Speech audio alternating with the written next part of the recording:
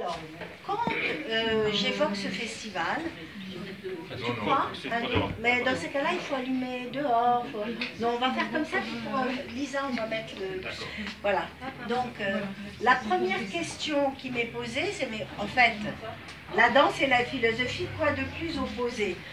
Là, effectivement, je suis dans un désarroi profond, je suis extrêmement désespérée, et je me dis, il va falloir quand même prendre le taureau par les cornes et balayer, enfin contribuer à balayer tous ces miasmes, tous ces restes de dualisme. Parce que pourquoi la réponse qu'on me fait est celle-ci? C'est parce que nous venons de siècles d'histoire de séparation de l'âme et du corps, ça vous dit quelque chose, tradition chrétienne et extrêmement occidentale.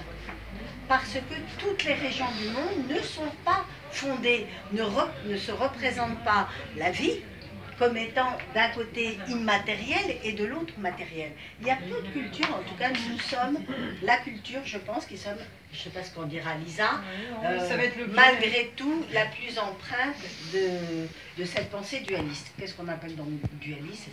Le fait qu'il y aurait deux substances, deux étangs, deux êtres, alors tout dépend des périodes dans la philosophie, deux catégories de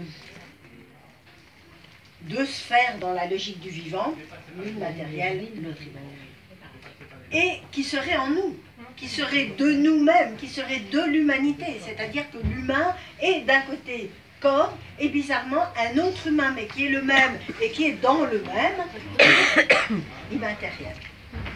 Donc c'est quand même assez paradoxal, parce que le mouvement, la vie, le souffle, l'énergie, c'est plutôt matériel ou c'est plutôt immatériel? Cette émotion que je ressens pour toi, que j'aime, dont je ne peux pas me séparer, c'est mon corps, c'est mon esprit, c'est mon fantasme, c'est l'imaginaire. Qu'est-ce que c'est cette chose qui fait que tu m'attires, que le monde m'attire, que la lune m'attire? La lune, c'est matériel, c'est immatériel, c'est un cercle, c'est une lumière. Qu'est-ce que c'est? C'est forcément tout ça.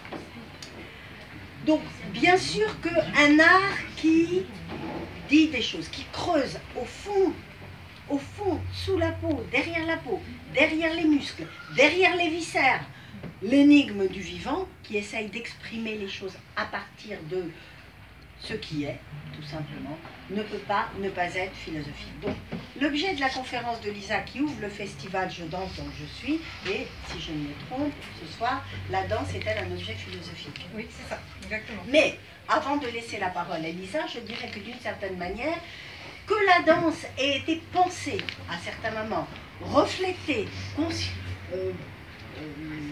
analysée par des philosophes, c'est une chose. Mais, non pas qu'elle soit un objet philosophique, mais qu'elle soit peut-être, non pas l'objet des philosophes, mais que la philosophie soit l'objet de la danse, ça m'intéresse énormément. C'est ce que je vais essayer de démontrer. Voilà. Donc, je ne vais pas trop en dire, je voulais simplement malgré tout essayer de faire que vous soyez avec nous pour ces semaines qui s'ouvrent. Puisque c'est un festival qui, à mon avis, devrait faire des petits, il faudrait qu'il y ait d'autres festivals qui posent ce genre de questions. En tous les cas, je cite toujours avec bonheur cette phrase de Nietzsche, qui est peu ou prou, pour certains, la philosophie pour certains est une tâche aride et ardue, pour moi dans les bons jours, une ivresse et une fête. Donc cette ivresse et cette fête, qui est cette ivresse, celle de la valse, du tournoiement, on sait bien qu'elle est du côté de la danse, elle est aussi du côté de la pensée.